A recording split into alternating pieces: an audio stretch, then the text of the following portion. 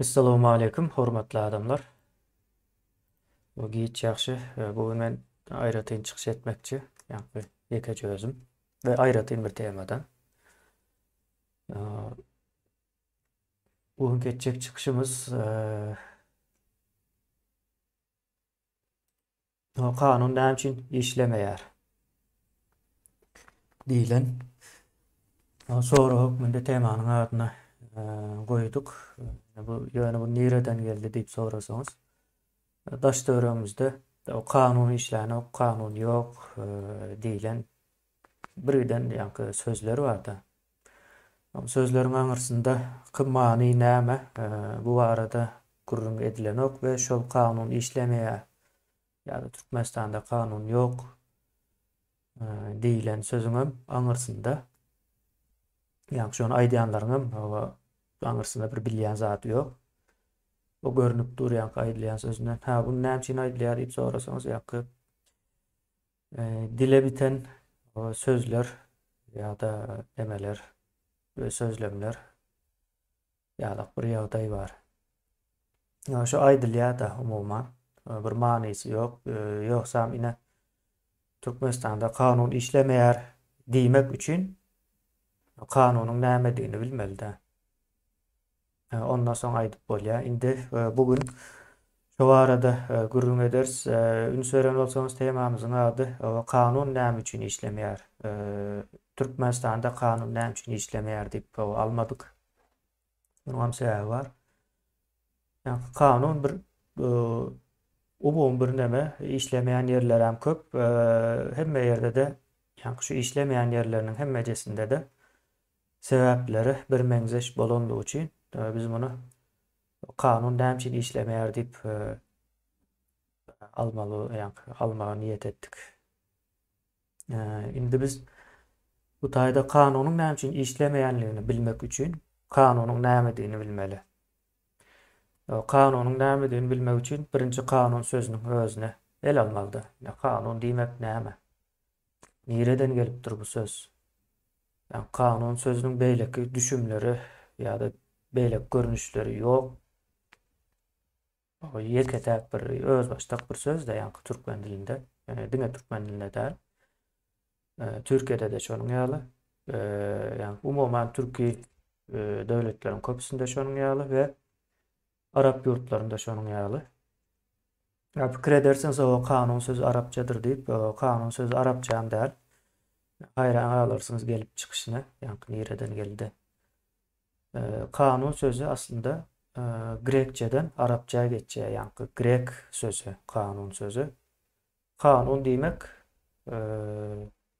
dogry diýmek, dogry taýak diýmek ýa-da gamış diýmek manylaryny berýän eken. Neýleşler.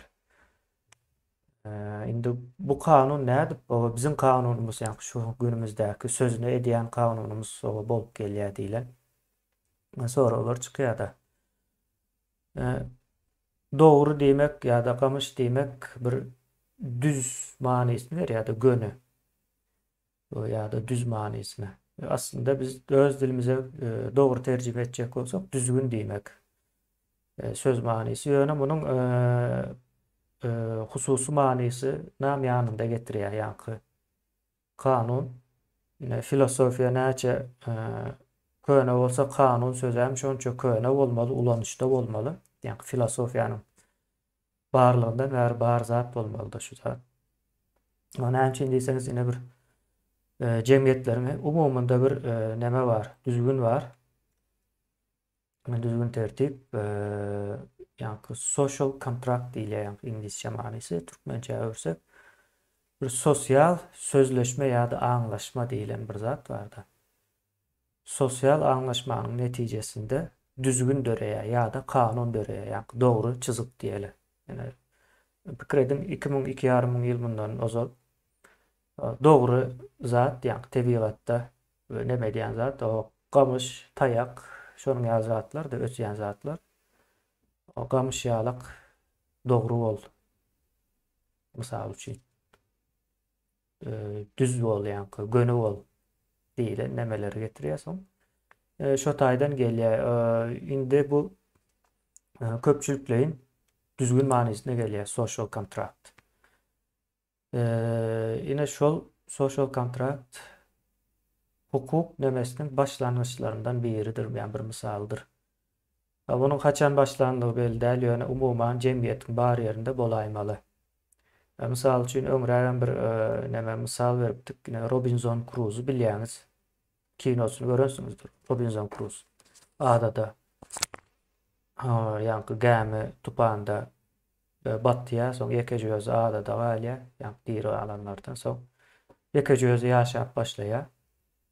Soň Gyzylderilerden biri goşulýar ýanyna. Ýadyňyza düşýän bolsa, eger rus dilinde gören bolsaňyz ady Pyatnitsa diýip geçýär. Türkmençe nemesine öwürsek 5-nji gün ýa-da juma bolýar. Juma diýilen. Ada neme diýär. Soň ine şol juma Robinson Crusoe'un nemesine goşulandan soň durmuşuna diýeli. Belelikde ýaşap başlaýarlar. Üns berseňiz. Soň şo taýda düzgün tertip dörap başlaýar.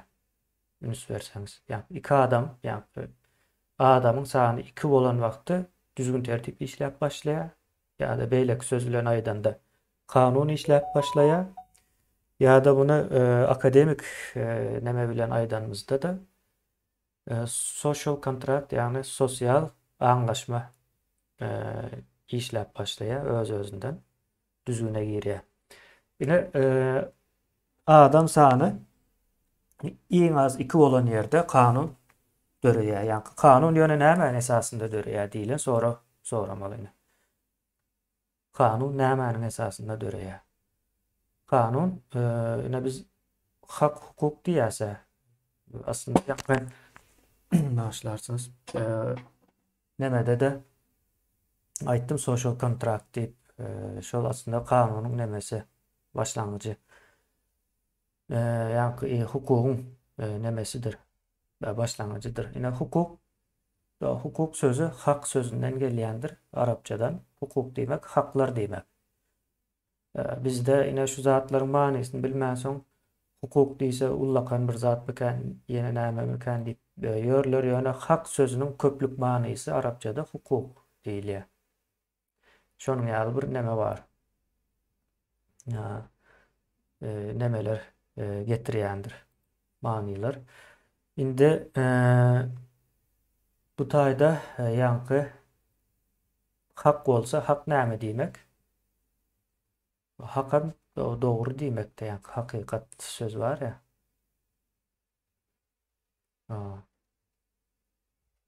Hakykat söz ýani dogry diýmek. Ýani ýöne näme zat dogry diýilen sorak çykýar. Aslında sorap o näme gelip bolýar düýüne konstruktiv gitmek isleýän menen şoň üçin. Bu taýda mysal üçin misal bereli. Neme şu ýanky Pyatnitsa diýeli Robinson Crusoe'da men de ýadyma düşýänok. Ýöne şonu ýaldyr diýip pikredýän ine şu Gyzylderili de Pyatnitsa diýemiz. Möý tapýar, soň möý iýjek bolýar ýöne. O taýda möý Robinson Crusoe iýenok we dogry görenok. Soň daşar diýmeli bolýar. Meselen onuň iýesi gelýär. Beýlekam bolsa şo nemede iýilmesini isleýänok. Diýmek o daşara çykaryp o daşar diýip bilersiň diýene. Düzgün hakyny talap neme diýär Robinson Crusoe ýa-ni möýüm gözüniň öňünde iýilmegini isleýänok. Ýa-ni ýürek bulanjy bolmaly onuň üçin. Şonuň bir düzgün gelýär. Düzgünler şo taýdan ikisiniň arasynda ılalaşykdyr aslında hak diýmek. Indi Türkmenistanda ýani hukuk nemesiniň iň düýp nemesi bar. Beýlek ýurtlarda bolşaýaly. Düýp kanun diýär.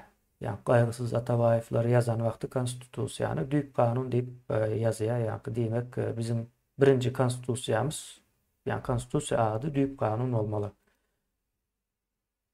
Indi şo taýdan düýp kanunyň o döreýişi bar. Düýp kanunda gatykän o adamlaryň gatnaşygy bolýar.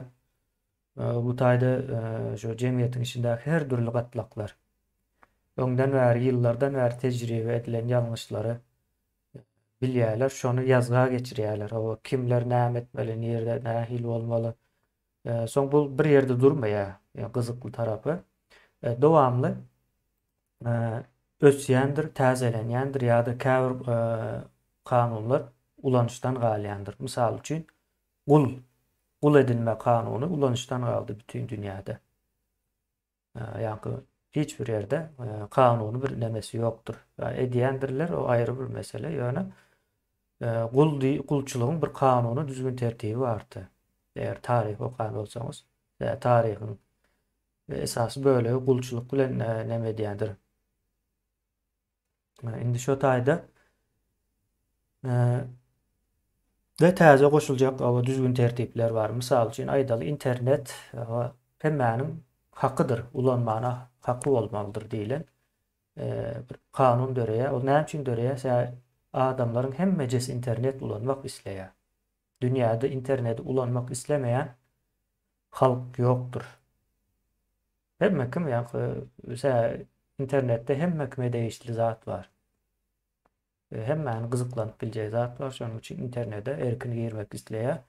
Ve şu sebäple demokratiýanyň nemesi ösmänligi içindäki kategoriýada internetem durýar. Yani internetin tezligi ve şoňa neme arkaýyn girip bolýarmy hemme ýerine diýilen ýagdaý bar we Türkmenistany el alyp pikirlenip duruň ýani ona da gelýärdir az wagtdan.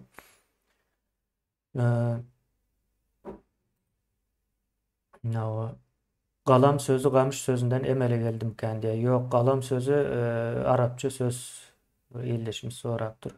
Doğulu Arapça hiç yerinde yeri yok. Gamış sözüyle bağlanışıklı yeri yok benim bilişim boyunca. Kanun bilen hukukun arasındaki tapawut diye ben aslında düşündürdüm. Belki çalışırım. Düşündüren olmak mümkün täzeden. Neme aýtjak bolan, ine kanun hukukun neticesi. Diye meniň hakym şul diye beýlekame diye meniň hakym şul. Onda diye bir ortak bir karar bereli bu zada. Mysal üçin yer sürüldü daýhanlar suwlamaly. Ýöne suwam bir nemeden akýar ve az diýeli mukdary. Bir adam suwlap durka beýleki adam suwlap bilenok, suwuň akymynyň güýji ýetenok diýeli. Sonra ikisi meselen bir-biri bilen ölüşmeň ýerine şunuň ýaly bir düzgün döre diýerler. İkimizin hem suwlamany hakymyz bar, eknek ýas diýe ýöne biz şunu bir düzgüne sokal diýe. Şu günlerde men suwlaýyn. Beýleki günlerde de sen suwla ýa-da sana gerek wagtda her geze täzeden gürleşeler ekiniň ýagdaýyna görä. Diýip aralarında gürleşýärler, bir düzgün goýýarlar. Ine kanunum şu düzgün diýmek. Yani kanun sözü aslında manysy düzgün diýmek. Yani yazgılı hala getirilýär we şonu soň kabul edenden soň yerine ýetirmek nemesi var. Şert var iki tarapdan. Bir tarap bolsa o kanun soň düşýär, işlänok. Kanun ýok diýmek bolýar. Yani kanun işlänok diýmek ýalňyş ine gowy ýere degendik yani nemede. Kanun sözü ya bardır ya yoktur yankı. Ya işleyendir ya da yoktur. Onu bir gezek Safara da aýtdy ona. Belki ekranda aýdan däldir. Öz aramızda görmeden olmamıza mümkin.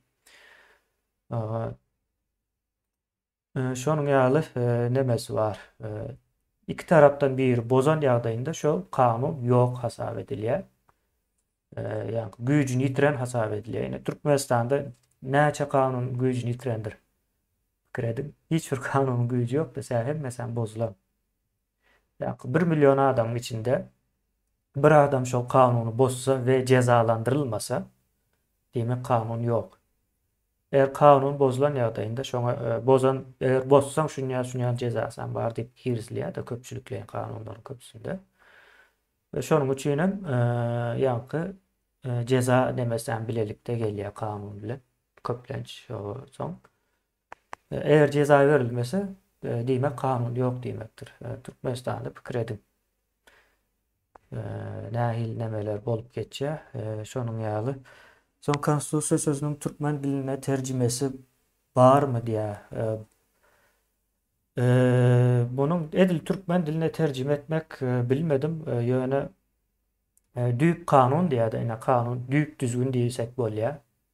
Mesela Türkmençe sözler diýip bilýän, düzgün sözü Türkmençe diýini bilýän, ýöne düýp sözünün Türkmençe mi dälmi onu men anyk bilemok. Ýöne Türkiýede anayasa diýär, ýani ana diýmek esasy manysyny berýär. O Türkmençede de anadır deme sözleri. Türkmenistanyň käbir gowlaryna gitseňiz entegem ana diýen ýerler hem bardyr, bilmeýän bolsaňyz. Ana diýip ulanýar, ýani ene, ana diýip ulanýarlar. Ana diýmek hem esasy diýmek, ýani şonuň daşynda güýçlenýär diýmek, bulam ýene bir zat näme girdi. Ýani Türki milletler ýa-da işte Türkmenistanam diýeli, şoň içine goşup, şolar ayal merkezlidir aslında. Merkezinde ayal bolýandyr. Köp näme karar bermäne de aktiw gatnaşýandyr. Ol soňky döwürlerde ayallary iza atypdyrlar. Ine şol ana yasa diýmek. Yasa kanun demesine gelýär. Ýöne yasa sözü mongolça söz. Yasamak var ya, yasamak. Bizem ulanýarsa yasamak. Şu yasamak sözü Türkmençe söz däldir, mongolça sözdür diýilýär. Şonuň ýalyk nemesi var. Ha bunun sözü möhüm mü, önemli mi, dälmi? Ha bu ýani akademiyada kanun diýip ýa-da kanunçylykda kanun diýip ulanyp bilinär. Akademiyada düzgün diýip ulanyp bilinär. Ol nemesi terminologiýasy ulanýan ýerine görä üýtgäpli ýa-ni bir nemesi bolmaly däl. Şonuň ýaly nemeler bar da. Mysal üçin İslam hukukyndaky ulanýan sözler, meselem farz marz diýip geçýän zatlar wajib diýip geçýär. Ol nemede fıkıh kitaplarynda men aýdyp beren ýani. Kan uzak gitmän nemelerden. Şonuň ýaly bir nemesi bar hawa. Hawa kanunlar jemgyýetde sosial anlaşmam diýilýär. Hawa şonu diýsek bolýar ýa-da şu taýda. Ýani social contract diýilýär bu asyl nemesi. Teoriýasy bar munyň. Ve şu teoriýany gaty köp ýerlerde ulanyp neme diýerler? Ve gaty köýüne bir öňden bäri gelýän bir teoriýa, täze nemede däl. Ine salam bermegen bir şonuň içinde de ýani ýaşula ýaş kiçi salam bermeli birinji. Meselem şolam o sosial anlaşmanyň içine girýär. Da yazgy halyna gelmändir. Ýöne bu däp desur nemesine öwrülüp gidýär belli bir ýerden soň. Meselem Türkiýede daşardan içeri giren adam salam bermeli. Ýaşy uly bolsun, kiçi bolsun tapawuty ýok. Meselem Türkiýede başgaça salam bermek düzgün tertibi. Ýa-da Türkmenistanda ayallar erkeklere salam bermeli birinji diýilen ýaly bir nemeler hem bar, bir dengelýän zatlarmy aýdýanda Türkiýede de bolmak akmak. Şonuň ýaly bir düzgün tertipler bar. Ine bular hem sosial anlaşma girýär. Bir düzgün tertip bolman jemgyýet bar bolup bilenok. Ine iki sanjak adam da ýani Robinson Crusoe bilen o juma ikisi bilelikde ýaşamak üçin düzgün tertipler girizýärler. Bir entek o kinon täzeden görüň, gaty zat görersiňiz. Şonuň ýaly nemeler iýleşler. Indi o kanun näme diýine düşündük. Indi ýöne näme üçin işlemeýär diýip aýdylýan söz var. Oňa geleli. Indi kanun işlemelisi diýilen bir zat ýok. Kanun ýerine ýetirilmeli diýilen söz dogry bolýar. Kanun ýerine ýetirilmese diýmek kanun ýok hasap edilýär. Sözün nemäniň gurulşy şol bolmaly dogry manysy. Kanun işlemeýär, bir nemesi ýok, tutary ýok. Bu diňe halk arasynda ulanýan bir bilim, ilim nemesine bağlı olmayan bir neme söz diňeje bir söz. Sözden ibaret bir neme. O kanun näme üçin ýerine ýetirilmeýär diýip soraly biz öz gezegimizde. O kanun näme üçin ýerine ýetirilmeýär? Buňa düşünmek üçin kanunyň gurulşy bardyr. Kanunyň gurulşynda iki tarap talap etmeli de. Misal üçün aydalı aylık alyan ya da pensioner diyelim. Pensionerler bize yeten ok alyan pensiyamız deyip. Şonu köpelmegini isleýär. Doğruda isler yani. Yaşap bilmese islemeli.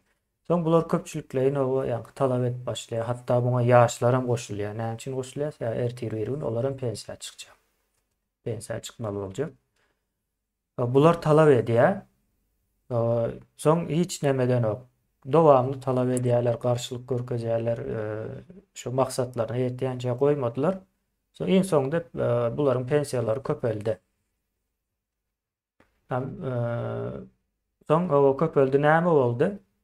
Köpöltjek diýdi diýip aýdaly. Bolýa sizin pensiýanyz köpöltmäne karar aldyk diýip ýa-ni mejlis demesinden geçýär kanun. Son bu indi kanun boldy. Şu kabul edilen wagtda beýlekler isledi pensiýasyny köpölmegini we mejlisde de ýa-ni nemede dolandyryş derejesinde de kabul edildi. Son indi bunun işleme ýa-ni ýerine ýetirilme nemesine gelýär. Eger şol ýerine ýetirilmese, diýmek, kanun ýerine ýetirilenok ýok, aňlaşma ýok. Bir tarap hakyny talap edipdir, beýlek tarapam seniň hakyň şul diýmändir. Diýmek kanun döremändir manysyna gelýär. Gynansak da şonuň ýaly. Yine kanun ýa-ni işlemeýär diýilen sözüň arkasyndaky näme şol? Bu bir misaly. Bir giden misal näme dip bilersiňiz? Indi munyň ters görnüşini ele alaly. Ýa-ni pensionerler o sesini çykaryp bilen o gorkýar diýeli. Goşa tırnak içinde gorkýas sözüni ulanaly biz bu taýda. Biz pensiýamyzy köpelmegini talap etmäne gorkýas. Ondan soň biz talap etjekler. Gerek däl. Biz az pul bilen ýaşap bilers diýilen karara gelseler köpçülük o taýda da kanun döremeýär. Talap ýok. Yani talap iki taraplayın çekeleşmenin netijesinde kanun döreýändir. Yani çekeleşme diýilende ol erwet banyda düşünme. Yani neme vardır? Bazar bahasy. Bazar bahasy bir kanundur aslında. Mesela bazara gitdiniz şu zady pelança aljak diýäňiz. Beýleki satjağım diýe ýok diýe men peýdam şunça diýe şonuň aşagyndan berip bilemok diýip çekeleşýäňiz iň soň bir belli bir baha gelýäňiz. İkiňize mylalaşýaňyz iki tarap. Bolýa men onda şo baha berjek diýe satyjy. Senem indi kanun boldy indi muň ýerine ýetirilmegi baldy. Sen jüýüňden pul çykaryp eline berýän. Eliňe de şol aljak harydyň alýança ya da alıp neme diýänçe o kanunyň ýerine ýetirilmegi diýip adlandyrylýar şoňa. Ve şo taýda da o kanun diýip neme düşünmek üçin el alyp bilersin.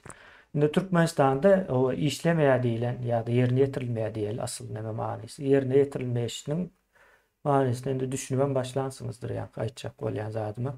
O kanun işlänok diýip aýtmak bilen nemeden ok sebäbi hakyny talap eden adam ýok.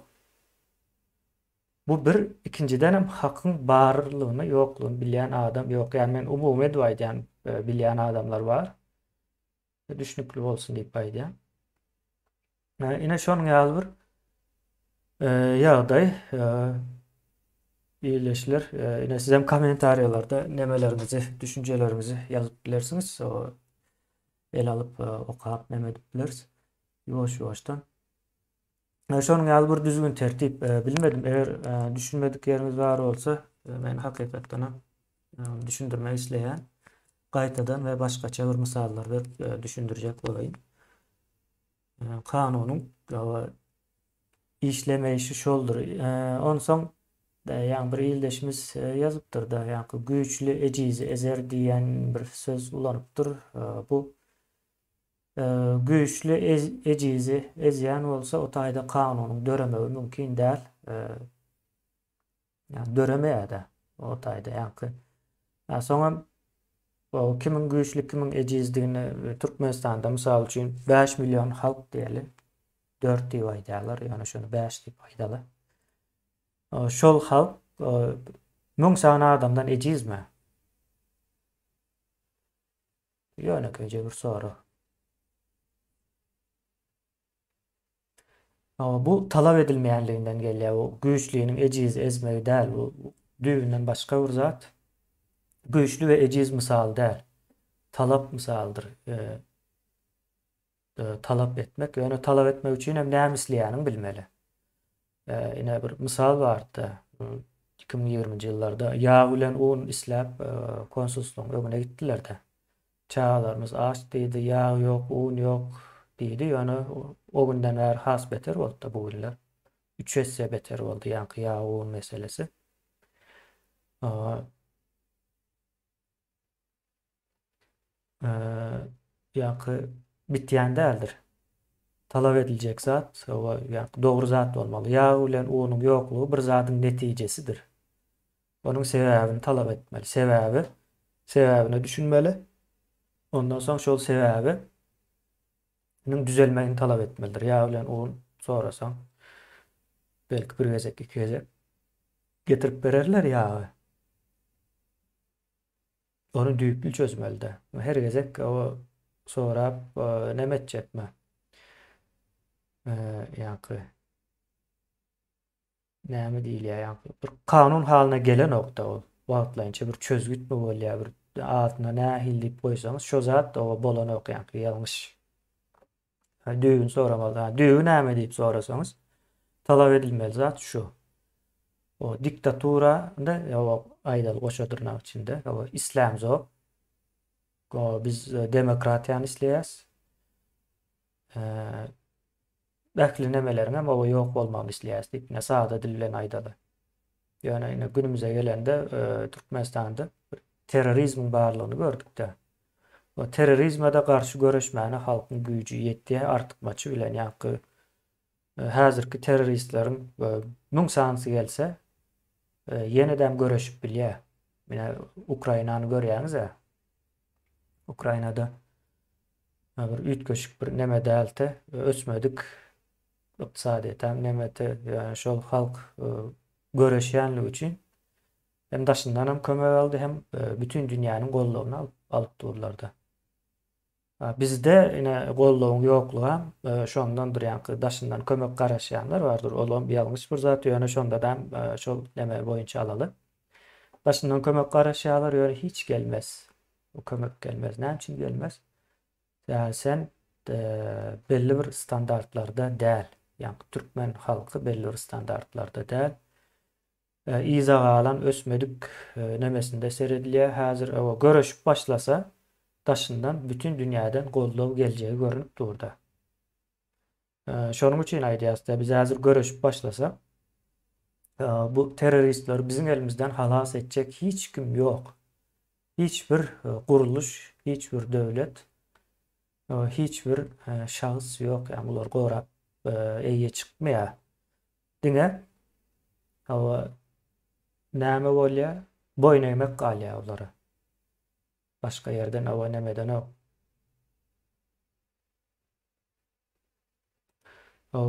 Talap o zor bilen bolar diýe. Elbette zor bilen bolýar ýankı. Benim ýankı aýtjak bolýanym ýankı ejiz güýçliğini ezer nemesi var ya, o ýalňyş diýeniň sebäbi halk güýçli elmi tamaýan bu. Milyonlap adam güýçsiz bolarmy? Kredip görseňiz. Şoň üçin halk elmi dama güýçlidir ýöne nemesini bilen ok, ýankı öz pozisiýasyny bilen ok. Ýa talap etmek diýilen zat ýöneköý bir nemesidir. Yani çağa doğulan vaktam ağlayar süt emmek üçin. Talap edýär-de. Şolam öz hakyny alýar ýöne bizim çağalarymyzy zaýalýas da koşulma diýip ululup aň ýetip başlan wagtlarynda koşulma, sesini çıkarma, o siýasat bilen işiň bolmasyn ýene bir zat diýip şo ýagdaýa getirildi. Onuň hem elbette ýa-ni daşky sebäpleri hem bar, ýöne içki sebäpleri ýene bizim özümiz bolup durýar. Yani birinci içki sebäp ele alınmaly, soň daşky sebäp aýratyn. Umuman şonuň ýaly. Indi gyzykly ýerine geljek bolsak bu işim. Türkmenistanda häzir bir hak talep etme nemesi başladı aslında 2 yıldan beri. Yuvaş yuvaşan bu bir neme giriyor, düzgüne giriyor yankı. E, Talep etme bir metodu, usulü vardı. Bir usula giriyor ve güçleniyor ve talaplar açık hava beyan edilip dur. Yani şu zat olması şu deyip. Yani internet sözüne azakleştikte Türkmenistan'da internet da yok. Yok diyecek derecede. Neme yağdaydı da. Girmek kıyın VPN ulanmalı olarak birden kıyıcılık yank Türkmenistan tiz neme aratlaşık internet gören yok entek şu vakta çelli. Yani halk isleyer şunu internete girmek doğru değil mi? Bir talap var aslında sessiz olsa da bir talap var. Yani şunun önüne böğüt dolduranlar var. Şimdi şunun önüne böğüt duranları iki böyle ayırıp biliyoruz. Biri buyruğu veren internete o peseltip beyleken buyruğu yerine getiren. O internet o pesel diyorlar da. Şimdi bu XM bizim yani talaplarımızın karşısına gidiyorlar. Şimdi taze Türkmenistan'da yine biz hazır düzgün giriz ya aslında kanunu girizeriz. Bilelik hazır hemmece misal da ve hakikaten hem durmuşa geçecek zaten bu yani geçme mümkünçülük atı neme yukarı. Şimdi ideyası o internete yapmak için buyruk veren ve şunun yapılması için işini yerine getiren amala aşıran adamlar atılmalı. Atı cezası verilmeli. Yani değeri olmalı değil. Ne için deyip sorarsanız dünyada en ulu erkinlik internettir. Şunun için. İnsanın en tabii hakkıdır malumata nemetmek el yeterli olmak diye malumatın el yeterli olmağı insanın en tabii hakkıdır sebebi çağlıktan biz ne için ne edip o ne edip bolya deyip sonra öğrenen bir neme canlı deyip aydayın adam zat. Bizim şol tebiği nememizin önüne geçecek bolyalar. Yani öğrenmesin diyorlar. İnternet gerek değil. Zihinler açılmasın. O düşünmesinler. Yeni bir zatlar deyip düşünceleri vardı. İnternetin yapılması şol. Yani adamların ağını üsmesin. Nemetmesin diye. Indi bu zat katı düyüklüdür. Yani adamın öğrenme talabı. Öğrenme isteği. Şimdi şuna karşı çıkan adamlar atılıp öldürülmekten başka bir neme yok. Çözüt yok. Biz hazır o yurda barars. Bularım kimin edenliklerinden bilir. Son neme etmeli yankı. Doğru. O son neme etmeli yankı. İnternet yapıptır. Senin çağın belki İngilizce öğrenmeni o ya da başka bir aydalı yukarı okuyucu aylarına tayarlık görecek internet gereği. Malumat Türkmenistan'da kitaphanede yok. Mesela fizik öğrenmesi. Yani ben hazır fizikanın bir zatını öğrenecek olsam YouTube'a giren yarım saat belki en çok bitse bir saatin içinde fizika değişli şu öğrenmek isteyen zatım öğrenen. Fikir edin orta asırlarda şu an öğrenmek için Bağdat'a kaydiyalar. Misal için aydiyan. Bağdat'ta üniversiteler köpekeni orta asırlarda. Şu bir bizim hazır yarım saatte öğrenecek zatımızı öğrenmek için iki hepte yörep yol geçip ona yankı kitapları görüp olan bağır olsa, yine näme olsa ve çalt değil de vaktini alıyor. On birden ömründen gidiyor. Şu yolda yürüyecek vaktini belki kazancı edip geçirdiler yine näme. Şonda da o edilipdir yani önüne de böğüt getirilmendir. Ve günümüzde 21. asırda ve şunun yağlı adayı var. Yine näme edersiniz yani? Şol adamlar sizin elinize tavşırsalar, köpçülüğün aydalar.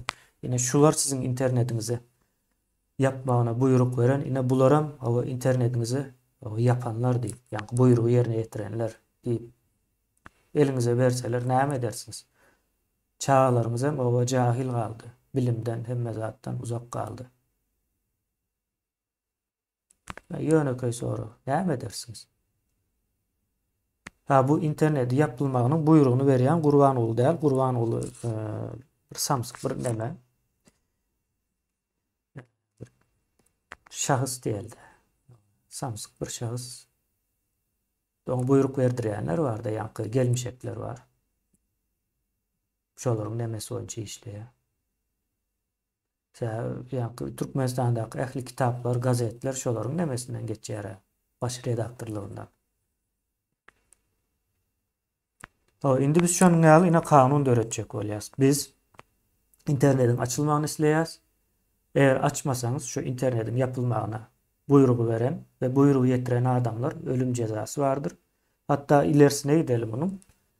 Şolaryň çağlarına Türkmenistan'da yer paylaşımında yer verilecek değildir. Yersiz kalacaktırlar. Çağları, ayalları, enataları. Şol adamlar şonu yankı düzeltmene borçlu çağlara şonu karşı çıkmalı. Ayala, enatasa karşı çıkmalı. Şonu senin ediyen işin yanlış değil. Olara da verilecek değildir ve özleri atılacaktır. Yani atılmalıdır bunların. Yaşamana hak yoktur. Bunlar täze Türkmenistan'a o gurduracak değilmişler.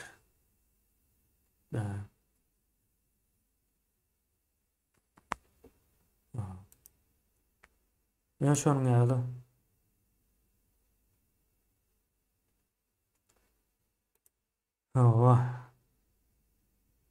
Demokratiýany näme etjek bolsaň, ölümi göz önüne almaly diýe başga ýoly ýok. Hakyky ýankı demokratiýanyň gelen ýurtlaryna seretseňiz, o taýda gaty uly göreş bolandyr ýankı halkyň. Iň barkysy şol Fransuz rewolýusiýasy da elmide ama şondan misal beriler. Şo taýdan başlady ýankı günümüzdäki modern demokratiýanyň nemesi. Demokratiýa ondan öňem bar. 2000 ýylyndan öňem bardy. Käbir nemelerden. Şo sebäplen östü meselem Greklerde demokratiýa bardy belli bir wagtlarynda. Şo bar bolan wagtlarynda da östü. Ýankı Fransuz rewolýusiýasy modern demokratiýanyň düýbüni tutdy şo taýda. Şolar gaty kän nemetdiler. Söwüş berdiler. Soň şolaryň azatlygyny görenden soň beýleki goňşy ýurtlara da ýaýrady ýanky şo düşünje şol neme padşahyny ýok etmeli. Nemeler Fransuzlar padşahynyň kellesini kesip ortada nemetdiler de sergilep meýdana goýdular kellesini kesip padşahynyň kellesini kesdik diýip. Demokratiýa şonuň ýaly edip kazanylýar. Gerek bolsa kelläni kesip kazanmaly. Demokratiýa demek senin arkaýyn internete girip bilmäň iň bärkisi. Ýaşamagyň, ýurda girip çykmak, mysal üçin ine ýurdun kapysy ýapykda şu wagt. Dogry dälmi? Nirede meniň öz ýurduma girme erkindigim. O diýmek ýolly ýankı yapmaly diýilen buyrugy berenlerem, şonu yapyk tutýanlarym hiç birisi ýaşamaly däl. Bize ýankı çüýrük gerek däl, ýankı täze Türkmenistanda täze Türkmenistan diýilen wagty jemgyýetem üýtgemeli manysyna gelýär. Ýani üýtgemeli diýende aslymyza gelmeli, aslymyza dogry üýtgemeli. Ýyleşler. Ine hak hukukam şonuň ýaly edip talap edilýär. Gorkyan diye, mesela hakkını talep et diye gorkyan diye. O nereden gelýär? Öwredilen. Ýankı salam beren wagty aleyküm salam diýilýändir. Dogry dälmi? Siýasat diýilen wagty gorkyan diýip jogap berýärler ýa-da hakkını talep et diýilen wagty gorkyan. Ýankı edil salam aleyküm salama menziýär bu zat. Ýankı öwredilen. Yani salamyň manysyny bilýäňizmi? Salam diýmek näme diýmek? Ya da salam aleyküm näme diýmek? Salam diýmek gowluk diýmek, aleyküm diýmek üstüňe gowluk bolsun diýmek ýa-ni gowluk üstüňe bolsun. Gowluk üstüňe ýapsyn belki. Şonu ýaly terjime edip bilersiz arapça söz. Bileňiz okdyňyz ýa-ni öwredilen salam bermek öwredilen manysyny bileňiz okdyňyz ýa-ni. Bazır belki bildiniz köp köp kişi. Beýlekäm edilşoň ýany hakyny talap et, gorkýan, öwredilen, hakykatda gorkan ok. Şol adamyň eline pul berseň, şu pul üçin şunu öldür diýseň öldürmejek, o türkmeniň sany gata azdyr. Diýmek gorkaklyk däl, gorkaklyk bir sözden ibaret. Ýa-ni nemeden uzaklaşmak üçin ýatladylan, öwredilen bir söz. Onam size ýakyn wagtda bir gazetden bir bölek okap berers. Ben şu taýda nädip bu türkmeniň aňyny üýtgedipdirler. Görürsüňiz ýani köp adam ünsem berende o zatlary. Ben şonuň ýaly ýyleşler ýanky sorawlaryňyz bolsa, benim ýanky kanun işlemeýär diýilen sözüň özü ýalňyş. O kanun belki ýerine ýetirilýän däldir. O ýerine ýetirilmeýän bolsa-da kanun ýok diýmekdir. Türkmenistanda kanun ýok. Şu wagt ýanky Fransada da kanun ýoklugy üçin padşahyň kellesini kesmeli boldular. Ýa şol kanuny ýa iki taraplaryň da ýanky daýhanlar ekin ekmekçi, eken ekinleriniň o hemmesini bergi hökmünde bermekçi däl. Ýa olar ýarymdan köpüsini 4'te 3'ünü alyp başlaýar. Mysal üçin aýdýan men mukdarlaryny bilemok ýa-da gaty uly mukdarlaryny alyp başlaýarlar. Soň ýaşaýyş şertlerini çäklendirmeler getirip başlaýar. Soň şu zatlary ýok diýip ýa-ni ýerine ýetiren okda biz diýe onu islämiz ýok diýe o padşahdy kabul eden ok şertleri kanun dören ok. Yani kanun döremeli. İki yani halk daýhan bilen padşahyň arasynda bir ylagaşyk döremeli yani kanun. Şu döremenligi üçin padşahyň kellesini kesýärler. Döremeýän bolsa döretçege getirer diýerler. Ondan soň yani cumhuriyet yani respublika öwrülýär.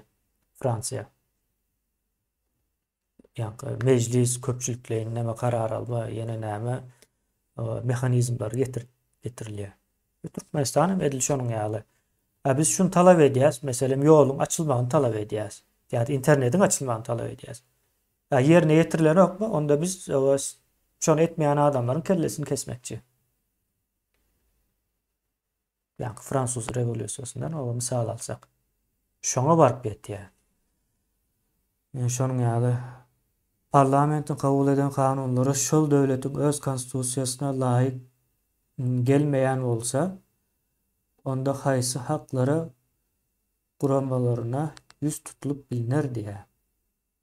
Ya nemedir ýyleşler bu konstitusiýa gawat gelmeýän bolsa, barbyr şu mitingler, protestler, garşylykly nemeler çykýandyr. Ýeneden Fransiýa geleli bu nemede Fransiýa gaty ussat. Fransiyada mecliste misal üçin ýanky sarı yelekliler diýip bir hereket bardyr. Elmydama sarı yelek giýip çykýandyrlar. Ýanky neme duýduruş berýärler sarı yelek manysy şol bolmaly. Duýduruş berýärler. Sen şu karary kabul etme, etsen gyzyl yelek giýýäs ondan soň diýen ýaly bir neme de. Indi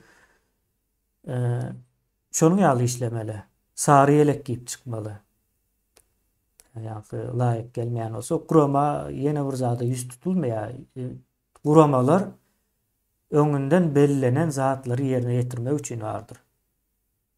Yani mecliste alınjak karar täze bir zatdyr, öňünden belrilenen zat däldir.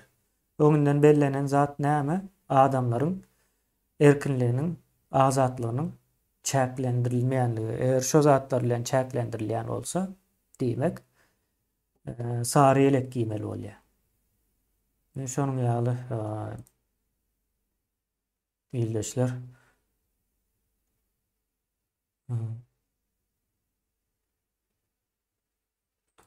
halkyň gözü gorkupdyr diýe ýa-ni aýtdym men onu halkyň gözü gorkanok, o gorkmak sözü ýatlanan öwredilen söz. Misal üçin men gorkmak sözüniň näme diýini bilýän. Gorkmak näme zat? Bizde misal üçin gorkmak sözü diňe gorkmak sözü var. Bir ürkmek sözü var. Neme o edil gorkmak nemesine gelen o.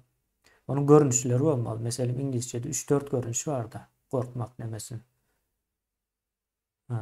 Yani frightened var, fear var, Ondan soň ýeneden bir kysans bar häzir ýadyma düşmänler.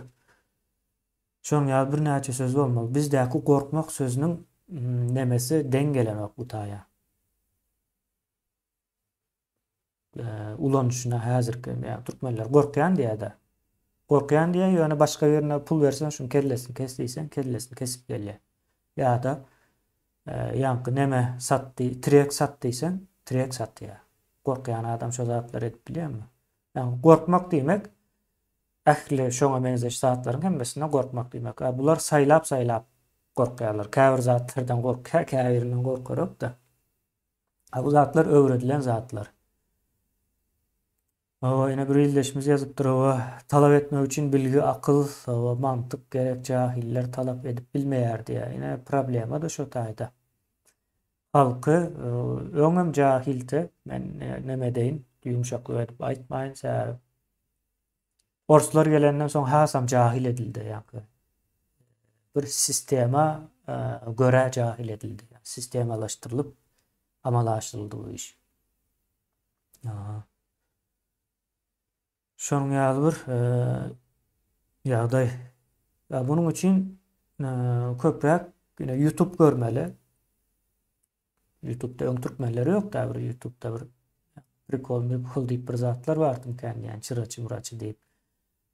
Şo zatdan başga türkmenlere değişik zatı yok. Ýöne soňky 2 ýyldan bäri ýa-ni türkmenleriň nemesini algoritmi girdi YouTube'a. Türkmen algoritmi ýok da men bilýän sä ýazan wagtym türkmençe bir zat çykmaýar. Häzir türkmençe zat ýazsan gatkan zat çykýar we seniň türkmen dilini tanaýar indi YouTube. Senin Türkmenistan'dan gelen dinle, senin yaşap yöreninde Türkmenistan'dan gelen dinle tanıya. Şu dereceye geldi, yani YouTube'u köprak görmeli. YouTube'u görýänler köp. Bizim berýän statistika göre 300 000 aktif ulanjy bar esasen şu siyaset bilen gyzyklanýan 300 000 aktif Türkmenistanyň içinden ve daşyndan adamlar var. Gatkan. YouTube o statistikalar hem görkezýär. Siyaset bilen gyzyklanýan diýenim, mesela bizim kanaly görýänlikler üçin aýdýanda. Bizim kanalymyz we beýlek kanallar var. Şo taýdan gelýär.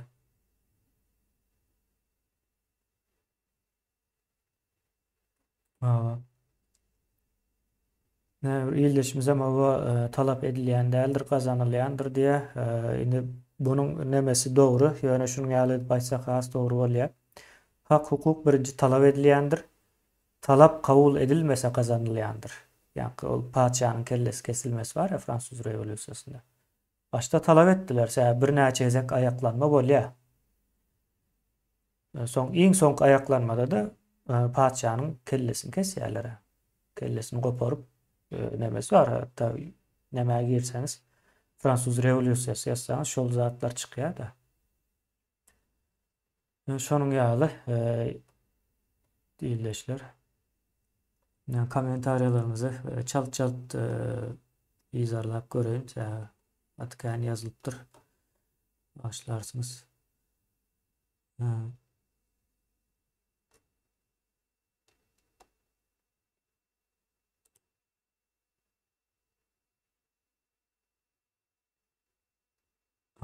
Bir ildeşimiz gaty gowy soraw ýazypdyr. Kanun nemesinden hem gaty gowy mysal berýär. 55 ýaşyndaky bir gelinje buýrugy ýerine ýetirdi diýär. Indi şonuň cezalandyrylmalymy diýär, öldürilmelimi diýär. Kanunyň nemesi şu taýda, kanun hemme kim üçin işlemelidir. Gelinje 55 ýaşyndadyr diýip işlemeýän bolsa bu bolanok. Kanun yok diýmekdir. Kanun ýerine ýetirilenok diýmekdir. Oňa bir 55 ýaşynda bolar. Bir 60'tır belki. Yani buyruğu yerine yetirmeli değil. Bu zatlar näçe wagtdan aýdylyp gelýär. İnternetin yapylýandygynyň ýalňyşdygyny şolaram bilýär. Bilmändir diýip aýtma mümkinçilikleri ýok. Bu zat ýa-ni mantyk ýa-ni akyl kabul eden ok. Bilmändir nemesine internet meselesinde. Şonuň üçin kanuny eger bar işleye diyecek olsak hemmekin için geçerlidir. Kıynasak da gelineceğim. Kellesi diye. Şonun ýaly yine Fransuz Revolüsiýasynyň kaçan bolanyna ýazyp durup bir beýleşimiz.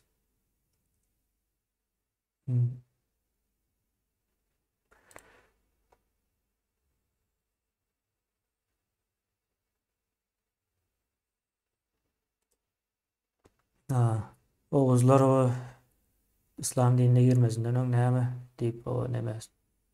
O bu gaty näme muňa değişli näme var, kitaplar var, okap bilersiniz. Ýani Orhun yazgylary ýa-da ýazytlary, ýazyt diýsek dogry bolýar. Daşyň üstüne ýazylanda. Daşyň üstüne ýazylan ýazga ýazyt diýilýändir. Ildeşler. Orhun ýazytlar diýip bir näme bardyr. Şoňa girin gatkan sözleri öwrenersiniz. Değişli. Yani şu namaz, yani ibadat diyelim. İbadat sözünün hem asıl Türkmençesi var. Ya da umumi Türkçe değil şu adları. Türkiye milletlerin dilleri katı yakın eken de şu İslamiyet'ten ön. Has yakın. Bir son. Bir önrak İslamiyet'e giriyor. Bir sonrak giriyor. Bir çala giriyor. Deyip o ütgeye hem medeniyetler daşlaşıyor yani. Bir böyle Müslüman ottur, bir böyle ötel, son daşlaşıyorlar. Şonuň ýaly diller hasam bir-birinden uzaklaşıp dürlü ýalak gelýär kulağa. Ýöne hakykatda seretseňiz. Gatmyňyz misal üçin tatarça gatmyňyz men pikirimçe türkmençe gaty ýakyn. Şonuň ýaly ýanky Orhun ýazytlary yani Orhun diýip geçýär. Diýerseňiz ýa türkçe çeşmelerde gatkandyr o ýazgylar. Daşlaryndan görüp bilersiniz. 700-nji ýyllarda ýazylypdyr. Ýani näçe bolýar? 1300 ýyl mundan azal diýelim.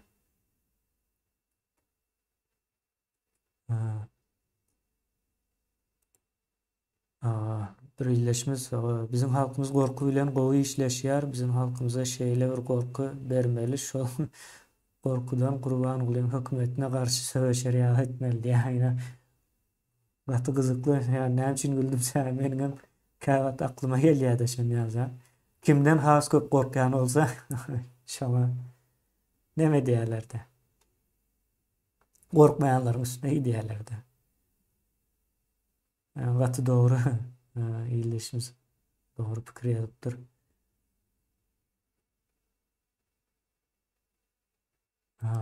Yani herkes hukukun barlygyny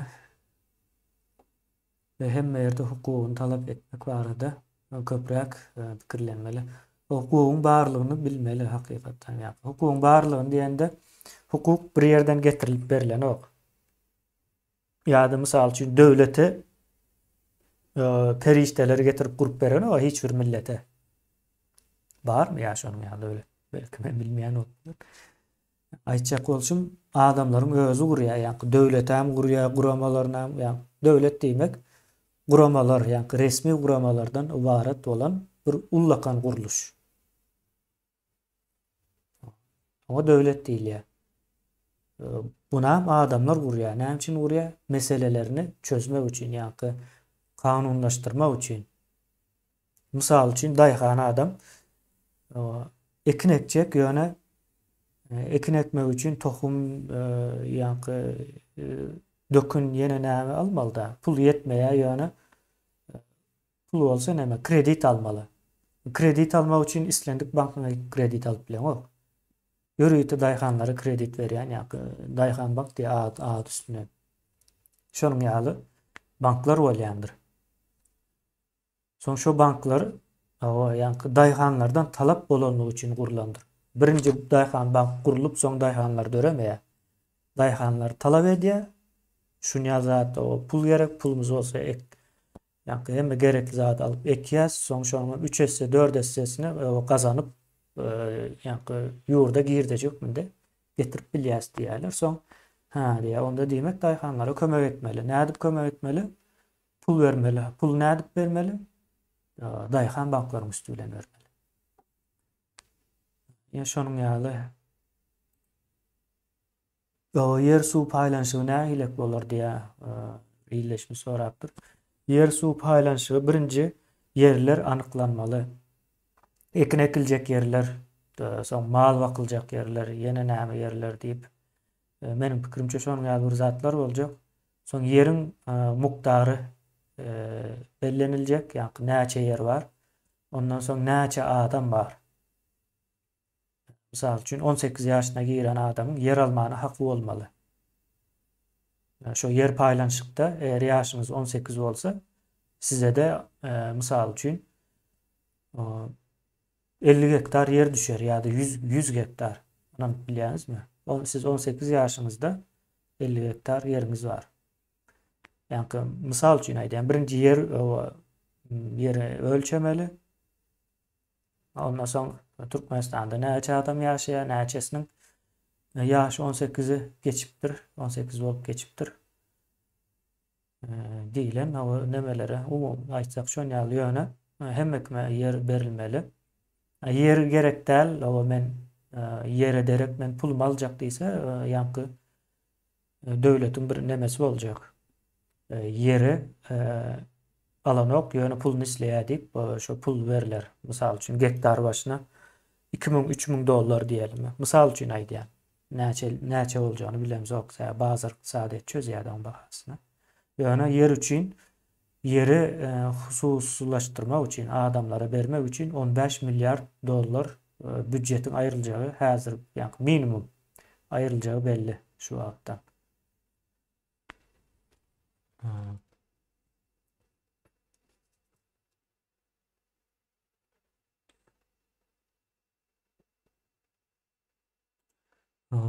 Garşeňdäki adam tananyňdan soň gorky ýa-da düşýän däldir, gorky düýbünden ýalandyr diýär.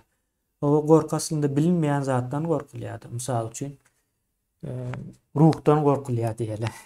Göze görünmeýär-de bilen o. Şonuň üçin gorkulýar.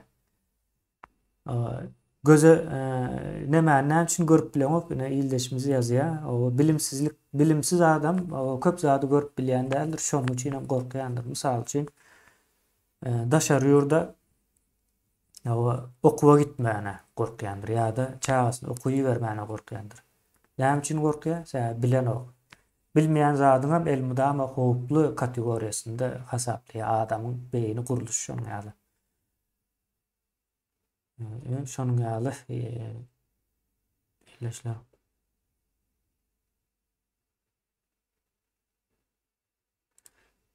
Ine Türkmenistanda gulluk demesi arada bir ileşmiş var. Gowy zat ýazypdyr. Gullukda da kösejegini kösäp, soňam kazyol bolma diýip ýa-da ağaç saklap, soňam kesellenden soň sançast näme?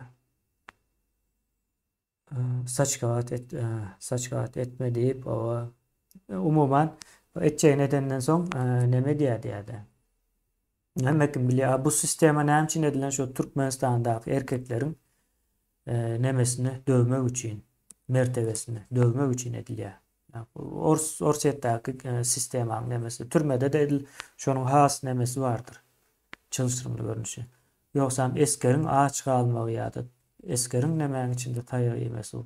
Yani uruş çykyp biler ýöne Türkmenistanda sistematik bir taýap nemesi bar o taýda. Yani biregiň adamçylykdan çykýar. Yani bir neme bardy, bir sosiolog bardy, soň bu boksyor boldy. Näme üçin boksyor bolan häzir düşünersiňiz. Diýär şol uruş öz arasında, ýa-ni uruş hakyky nemede ýumruklaşyp uruşýan milletler medeni taýdan ösmedikdir diýip aýdýar. Bir teoriýa orta atýar. Soň şonu barlamak üçin boksyorlary, ondan soň kickboksyor, şu uruş nemesindäki sportlaryň hemmesi bilen gyzyklanýar, nemeler bilen gyzyklanýar. Soň izinden hem boksyor bolup gidýär şo nemesinde. Ýöne şonuň bir teoriýasy bar. Şol uruşulýan ýerde medeniýet ösmeýär diýär-de. Uruşun çykýan ýerinde ýumruklaşyp nemedip. Diýmek şonuň ýaly bir zat ulanýan bolmaly. Ýörüýte bire uruş edip urdurup Sen o taydan bir adam ýaly düşünýän bir näme çykmak mümkin däldi.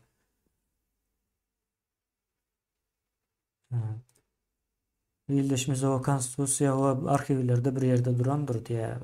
Türkmenistan'da konstitusiya yok. İlleşler konstitusiya bar diýmek üçin halk şol konstitusiýanyň näme bilmeli. Düýp kanunyň näme bilmeli. Düýp kanunyň näme bilmesen arşivde durman, o gözüň öňünde dursa-da ýok ýalyk dedi. Häzir Kredin o bir tanıyan Türkmenlerimizin öňüne konstitusiýany kitabyny getirip goýun. Korkýan diýer. Bu adam konstitusiýany näme etsin?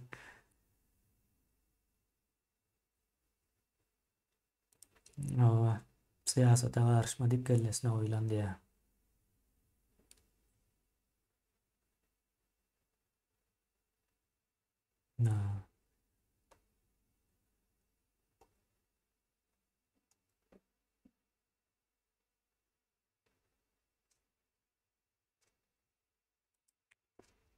Ýa-ni gundakdaky çağa da berilse gowy bor diýip pikir edýän diýär-de. Gundakdaky çağa ýok bolsa, soň onuň ýeri nirä geçmeli näme? Bir giden problemasy bolýar. 18 ýaş näme üçin diýilýär? 18 ýaşda adam akyl taýdan ýeterli hasap edilýär. Ýa-ni kredit da bankdan kredit kime berilýär? Sagdyn işleýän, pul gazanýan we akyl taýdan saglykly bolan adamlara berilýändir. Ýa-ni näme-de şonuň ýalydyr. Prezidentlik hem şonuň ýalydyr. Prezident bolmazyndan akyl saglygynyň ýa-ni ýerinde diýini näme etmelidir? Bilinmeli de umumyň. Akly ýerine diýip ýa-ni bizim Serdar janymyzyň akly ýerine däl, onuň akly hakykatdan hem kem bolmaly. Özem gorku içinde. Onu uryan olmalı da kakas bilen bile ahranalar. Orsetden uğradılan ahranalar. Sizin prezidentinizden uğraya. Olaram korkuya. Dine sizde.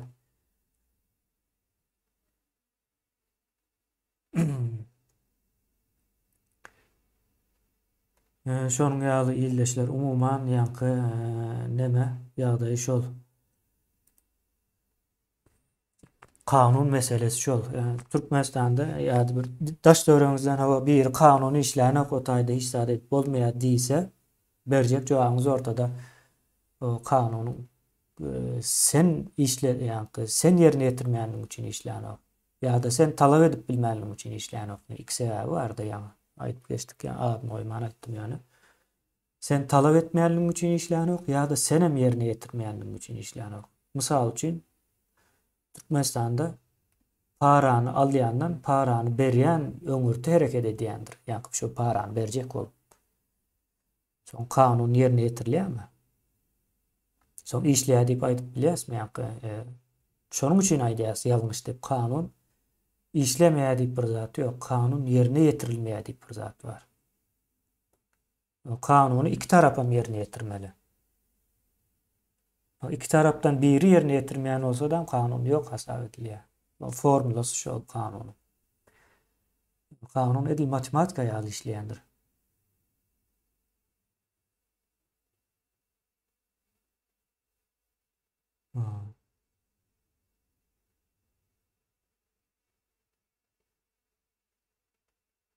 Ine mysal üçin ýene bir soraw bar. Ýollar açylarmykan diýip soraw soraýar. Ýa illeşler ýa-ni ýollar meselesi ýene de talap etme nemesinden gelýändir. Ýollar açylarmykan diýip garaşsaňyz açylarmy? Bilmedim ýa-ni. Açylsa da sizin üçin açylmaz belki. Ýa-da şunuň ýaly diýip soraly. Bunu has bir başga çara. Ýa-ni öňüme bir saçak eçilermikan? Meniň otuýarymda şu wagt saçak. Öňüme bir saçak açylsa, o islen zadymym şu taýdan dörese. Bara o ýarty ulan nemesinde barmydy? Jadyl saçak. Şo mysaly da ýa-ni türkmenlerde öňde mer bar eken şo ýaltalyp. Şo saçagy bolmağını isläpdir. Yani öz nemelerinin içine koşupdur da erteki nemelerine, folklorlarına. Bolmaýar o zat yani açılsa giderin demek ya da saça şu öňündäki saça birden bir güýç bilen bir neme bilen palaw gelse misal üçin gelse iýerin bolmasy iýmerin. Däle palawy sen bişirmen gerek. Bişirmek üçin pul gazanman gerek. Pul gazanman üçin bir elimden iş gelýän, hüner gelýän bolmaly, saglygyň yerinde bolmaly. Soň sen palawa gerekli zatlary bilmeli, satyn alyp bilmeli. Ondan soňra o işläp bilmeli. Yani bişirip bilmeli yani pişirme okuýan bolmaly. Ýollar hem şonuň ýaly. İlleşler ýollar. Da açylarmyka? O ýollar o açylmaýan bolsa ine yani habarlarda eşitişimiz boýunça gidip dururlar. Yani serhet ýaka ýerlere barsaňyz, serhet ýurtlary, Eýrana, ýene Azerbaýjana geçip bilýäňiz. O garaşdyrýarmyşlar, o öwrenişmesinler, gelmesinler gaýta-gaýta diýip, ýöne sanyňyz köpeldikçe geçirýärler. Düşünşüm boýunça şol. Yani başyndan seretsen şol. Maglumatlar hem şonu görkezýär. İlleşler, ýollaryň açylma meselesi şol. Umumyň.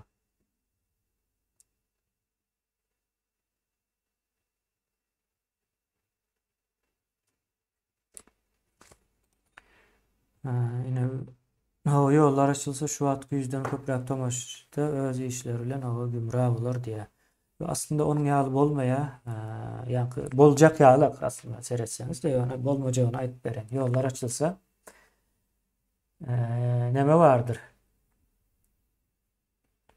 Sapak mektebe gidýär okuwçy, dogry dälmi? Her gün sapak geçilýär, täze o mowzuk öwredilýär, tema geçilýär. Soň okuwçy birden keselledi. O 5 gün okuwa gitmedi. O 5 gün okuwa gitmedi. Soň 5 gün boýunça biren tek o sapaklar geçildi. Ýene näme boldy? Soň sen şu 5 güni men kesel boldum diýip ýa-ni egzaminde sorama diýip bolar. Sen jogap ber. Demek 2 ýyl, 2,5 ýyldan bäri birgen problemalary çözmeli bolýan ýollar açylsa. Açılıp bilmeýänliginiň ýa-ni gapdandaky sebäplerden biri şol ýöne esas sebäp olar gorkýar. Ýollar açmana gorkýar. Näme üçin gorkýar? Şol gapdal sebäpleri çözmeli. Şonuň ýaly nemäni hazyrak giňişräk seretmeli wakalary. Gitmeýä gaýtam talap artmaly. Ya problemany çözmek üçin neme bir dinlemeli de bir yerlerden problema. Mesela bizim aktif nemede problemalar günlük getirip dursak.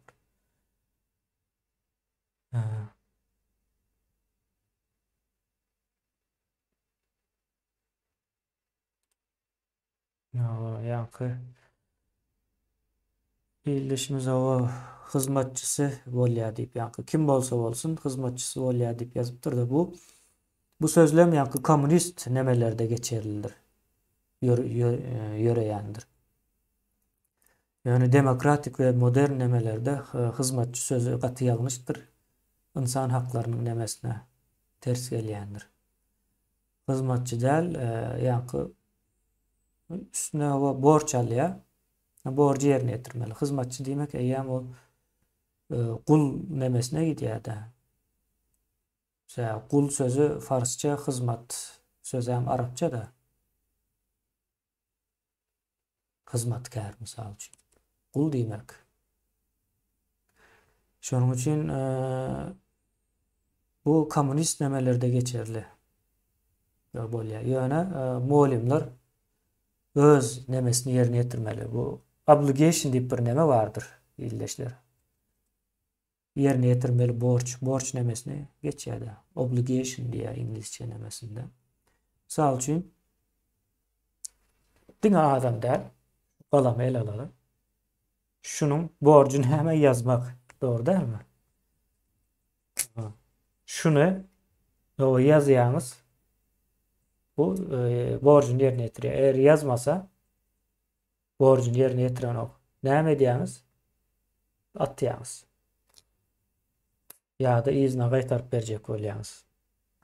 Pulum veri izne deyip. Şunun yalı seyretmelidir. Yankı nemesi yoktur. Daha son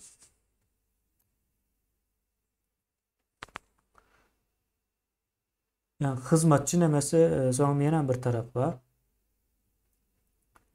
O hizmet etmeni borçludur diye işte. Yani, polis, o prokuror hizmet etmeni borçlu değil. Yani devletin bir kuruluşu vardır. Yani borçlu yani hizmet etmeli deyilen neme. Özem yani halkın hizmetini etmek demektir. Yani olaram aslında halk olyara. Onu ayırmalı değil. Polis halk değil mi misal için? Ya prokuror halk değil mi? Yani halkların kuramalarında yani iş ediyor ve karşılığında pulunu alıyor. Şunu yaladip seyretmeli yani nemesi. Ha, bu hemmesi öz işini yerine getirmeli deyip aytmalı. Halka hizmet etmeli deyip eğer halk olmasa neme etmeli değil mi deyilen deme vardı. Sonra halk demek bu tayda vatandaş deyilen yalıp mana da geliyordu. Dışarı yurttan gelenler için neme geçerli olmuyor ama. Ya bu nemeler idi. Yani hizmet sözü yanlıştır. Misal için oğurluk nemesi de şundan geliyor. Biz seni o hizmet et deyip getirdik oğurluğu için değil deyip bir neme çıkıp biliyordu. Aslında oğurluğum komünist rejimlerin döreden bir zattır. Yani sisteme yanlıştır. Sisteme oğurluğu döre diye. Oğurları döre diye. Ve oğurluk etmene mümkünçülük veriyor. Yani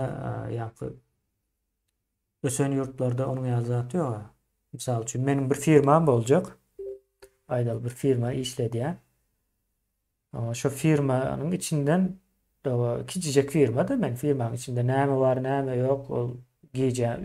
Üçte turistlarım ama bilen de firmam da benim öz firma. Sonra onun içinden bir zat yitse ben bilen. Giyecek olsun, gündüz olsun yani serhoş ol ya da neme ol dol aklımda ol bilen. Son onun o sebeplerini gözleyen ve tap bilen. Sanki cicek firma. Çok oğurluk dörüm ya. Şu tap bileceğim bilenli için hem hiç kim hiç saat oğurlanı. Bu bir. İkinci dönem ben işimin katı olmağını isteyen. İşimin olmağı için hem işçilerim hözcem olmalı işlemeni. Onların aileni köpelleyen, onların aileni köpeldikçe de has köp kovu işleye arkayın. Hiç probleması yok. Hüner edin ya son öz işini. Adam bir gezek işini hüner edenden son o nemedir? Şol iş durmuşluğun bir böyle ol ya. Yoksa aylığa az olsa onu hünerem etmeye her yıl her ay bir yerde işlep öğrendir enteşip. Şu sisteme doğru vurmalı esasen.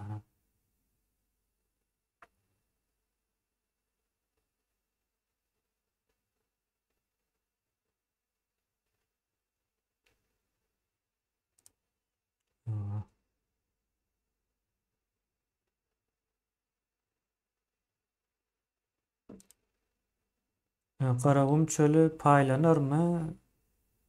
Paylanıp bilinir. Ben bu zatları yani toprak paylap göremek, yani toprağın paylanmalılığını biliyorum. Yani Karavum çölünde yaşayış yok. Yani eyyesiz yer olmalı değil de. Şu yurdun içinde yani devletin yeri diyorlar ha. Devletin yeri olmalı değilse yani devlet ayıratın bir zat değil. Devlet yani şu halkın öz kuran zatı. Men misal için bir zat kuracak. Şu kuran zatıma menin zatlarıma eyye çıkacak. Olur mu onun ya zat? Men seni o asudalık olsun deyip kurdum ha. Misal için prokuraturanı hava asudalık olsun deyip kurdum ve şunun için salgıt töle yani hemen. Prokuraturada işleyen adamların aylığı tölensin diye. Oğlum gelip benim elimden toprağımı ama alacak. Olmaz onun ya zat. Şunun için devletin hiçbir yeri olmalı değil. Devlet hem edil menin pul verişim ýaly olan pul berip yer almalydyr. Mysal üçin prokuratura diýilen yer bir binasy guruljak diýeli. Prokuraturanyň. Şoň binasyny gurmak üçin menden toprak satyn almaly. Benim toprağım almaly däl. Men satýan ona. Ýa-da krene berýän. Şu taýda o 20 ýyllyk anlaşýas. Anlaşma bağlaşýas soň o 20 ýyllyk pulunu berýär maňa öňünden. O soň 20 ýyldan soň ýene-de dowam etmek islese, ýene-de o 20 ýyl belki 40 ýyl neme diýerse, ýok men bundan soň berjekden men satjak, eger alsaňyz alyň, bolmasa da başga birine satjak diýsem prokuratura başga bir ýerden yer gözlemeli bolýar. Ine sistema şoldur. Ösen ýurtlaryň hemmeçesinde şonuň ýaly işleýär. Hatta Türkiýede adalet saraýlary bar da, adalet nemeleri bolýar. Ministrligi diýip aýdalar. Şonuň elektriğini töläp bilmändir de. Elektriğini töläp bilmänligi üçin ýapdylar. Şo taýda iş göremedi. Döwlet mysal üçin döwlet elektrik töläp bilmändir, elektriğini kestiler şolary. Şonu ýaly işleýär. Ösen ýa-da ösüp barýan ýurtlarda, Türkiýede ösüp barýan ýurtlaryň içinde hasaplanýar.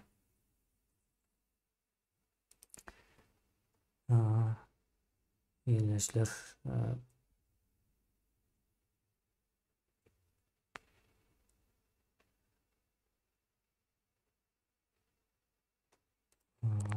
galamyň hikmeti ýazmakdyr diýär. Ine şol. Muallimiň hikmeti öwretmekdir. Öwretmegi hyzmat ýalap görmeli däldir, o ýalňyş bolýar. Muallim netijede gazanç edýär, gazanç etmeli, ýaşamaly.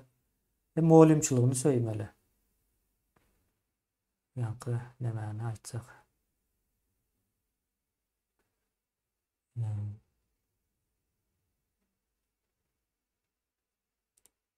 Ine Türkiýede işläp görenler var. Yani Türkleri işleyen yerinde de oğurluq eden oklar diye.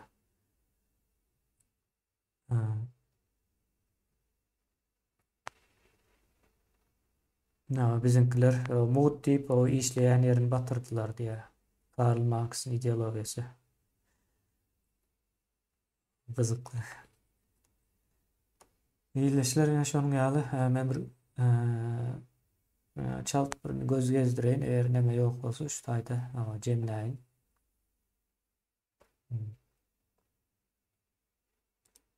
Arkada hikmeti ogurluktur diye. Arkada hikmeti olaram ogurlaya yani has ulu däl yani esas ogurlar daşary ýurtda ine Dimitro Firtaş diýip gözle gaty gyzykly zatlar taparsınız. Türkmenistan bilen o näme baglanşygy bar diýip. Gözlense o arada ýakyn günlerde neme taýýarlaýasda bir çykyş. Sizem öňünden neme dip durum. Dimitro Firtaş esas ogurlar şolar. Yani iň ullary, olaryň aralarında da var yani ogurlar. Arkadaňyň diýeli onun hikmeti kukla bolmak. Kukla olmak, kellesi işlemeli däl. Kellesi işlese de onun hikmeti gidýär. Şonuň ýaly bir ýagdaý var.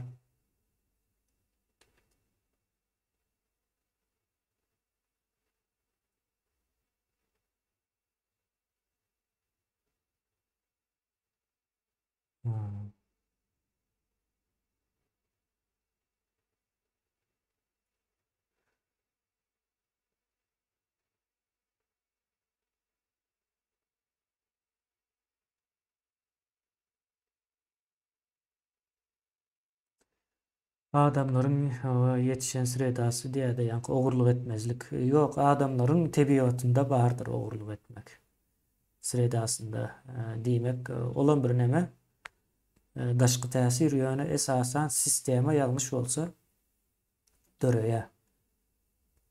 Sistema ýalňyş bolsa elmydam esasan şu döwlet nemelerinde salgyt halkyň salgydy bilen aýlyk alýan ýerleriň köpüsinde bolýandyr. Az bolsa da, köp bolsa da. Nemesi ýöne esasan sistemadyr. Hemme zatın eýesi bolmaly. Eýesi bolsa şonu ogurladan. Komünizmde eýesi ýok diýerler ýa-ni. Hemme kime dem paýlanýar. Mysal üçin men bir ýylda, bir aýda diýeli 10.000 tonna süt öndürdüm ve tavşırmaly ýa-da paxta. Bir sezonda o 10.000 tonna paxta ýygdym diýeli. Paxta ýygyp tavşyrdym. Maňa da o diňe aýlyk berýärler. Bolurmy? 10.000 tonna men ýetişdirdim ha. Soň näme bolýar? Ogurlamaly bolýar soň. Ogurluk başlaýar. Eýesi ýok. 10.000 tonna paxtanyň eýesi ýok. Ogurluk şo taýlardan başlaýar. Eýesiz hasap edilýär, eýesiz görülýär. Bilýär onu näme? Dil bilen aýtmasalar. Şonuň üçin hemme zadyň eýesi bolmalydyr. Şu bir garşy ýeriň hem eýesi bolmaly. Soňra kommunalny meýdanlar diýilýär. Ýa maşinalaryň geçýän ýolu bardyr, adamlaryň ýöreýän ýa-ni piyadalaryň ýöreýän ýolu diýeli. Näme ýolda diýilýärmi? Ýolda diýilýän bolmaly. Şolaryň hemmejesi umumy ulanýan ýer ýa-ni kommunal yerler bolýandyr. Olar hemme değişildir. Döwlete değişildirler ýene de ýa-ni döwlete değişli bolýan zat ýok aslında sereseňiz. Köpçülüğe değişildir. Misal üçin köpçülüğe değişilýärden bir zat o guruljak bolsa köp ýagdaýda gurdurulýan däldir. Gurdurulsa da şertleri bardyr. Misal üçin Amerikada bir neme gördüm. Bir New York'ta meýdan var. Şu meýdanam köpçüliň ýeri de meýdanda. Hemme kim ayak basyp geçip ýol hökmünde ýa-da gezmek hökmünde neme ulanýarlar. Soň şo taýdan neme gurmaly bolýarlar bina. Soň bina gurulan wagtda şunuň ýaly şert goşýarlar. Şunun birinci gatyny, binanyň birinci etaji var ya, şonu kitapxana we kafeteriya edin diýerler. Ýa-ni we köpçülüge açyk. Soň işletmesinden başga yerlerine berýärler. Umuman ýene-de şu köpçülüğün ýeri bolup kaldy. Şonuň ýaly nemeler var, ýagdaýlar. Problemany çözmän gatykän ýolu var. Diňe düşünmek gerek.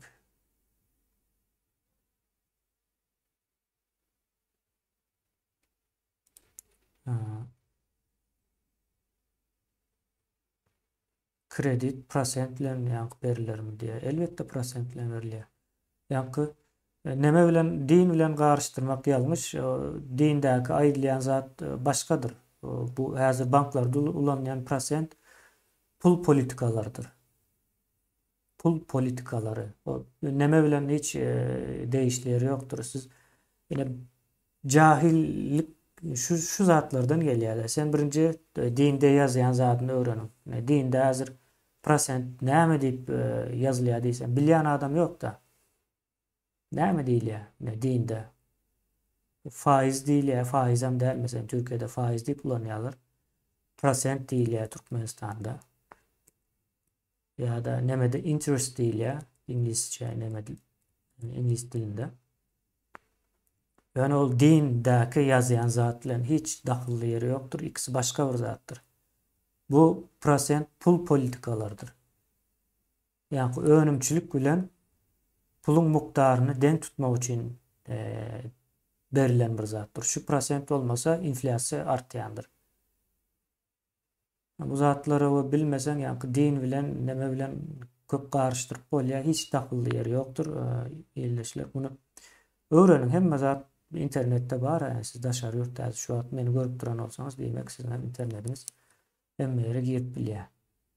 Girip bilýäňizde bir mümkinçiligimiz var. Gyzyklanmaly. O dilden, o gulaktan ýa-da molladan eşitip görelip bolmaýar. Mollalar bank sistemasyny bilýärmi?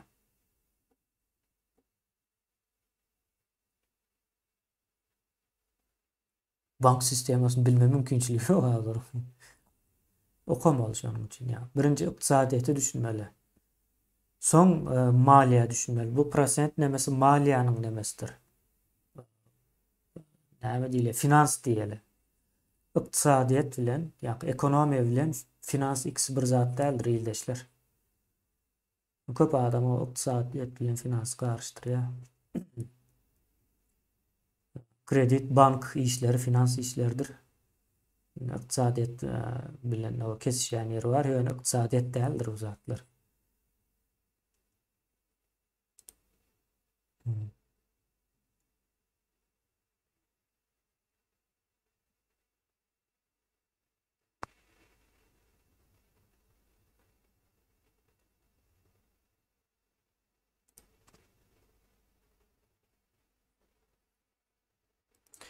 O Türkmenden başkası özüne orada uğurladı, çökürdü Türkmenistan diye.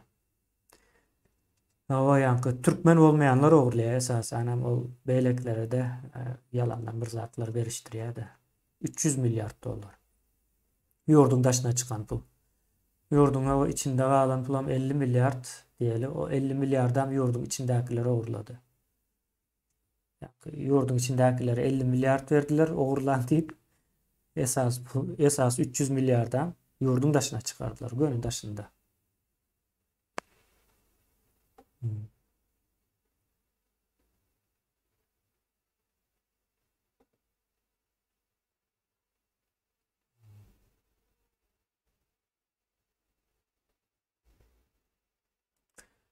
Yine yazıptır Birleşmiş Monetary Policy and Fiscal Policy diye. Pul politikaları. Pul politikaları düğünden başka zattır. Yani matematikadır ya pul politikaları. Matematika. Teorisen var elbette yani. Nemesi yok. Din ile bağlaşan yeri yoktur. Uzaktır. O iyileşler onda bugün kanunu arada gurun ettik. Düşnüklü olandır deyip umid ediyen. Yani kanun näme nireden gelýär? Nämenin esasında dörýär? Kanun hak talap etmäniň esasında dörýär, öze talap edişligiň netijesinde dörýär diýil. Garşylykly. Iň az 2 adam bolmaly. Kanunyň döremegi üçin iň az 2 adam. Iň köpem milyonlarça uca çık. Şonun netijesinde kanun dörýär. Milyonlarça adam her gaýsy öz hukugyny, hakyny talap edýär. Mysal üçin Hristiýanlar öz serkewini açylmagyny isleýär, musulmanlar meçhit açmak isleýär. Yahudiler hem öz nemesini açmak isleýär. Soň hemmesi talap edýär. Hemmesi hem öz hakyny gazanyp o açyp bilýär ýa-da açman bilýär. Uş, dawa, jenjel bolýar netijesinde. Gidýär belli bir nämeçelle. Çözüde gidýänçe. Käbir meseleler 100 yılda, 200 yılda da çözülüp bilinýär da.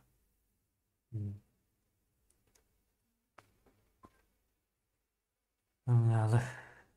Sağ olun onda iyileşler. Dinleýäniniz üçin. Videoları hökmen suratda ýaýradym. Gorkýan diýenlere de zor bilen ýaýradym ýene. Hakyňyzy talap edýän sizem. Olara o dinletmek sizin borcunuz. Ve yankı siz özünüze bunu hak hükmünde görün.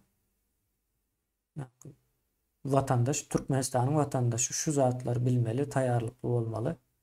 Yakında Türkmenistan'da ütkeşiklikler olacak. Şonun için zordan güç bilen gerek olsa yetirmeli maglumatları. Bolýanda sağ olun iyileşler dinleýäniniz üçin. Ýene de görüşýänçe.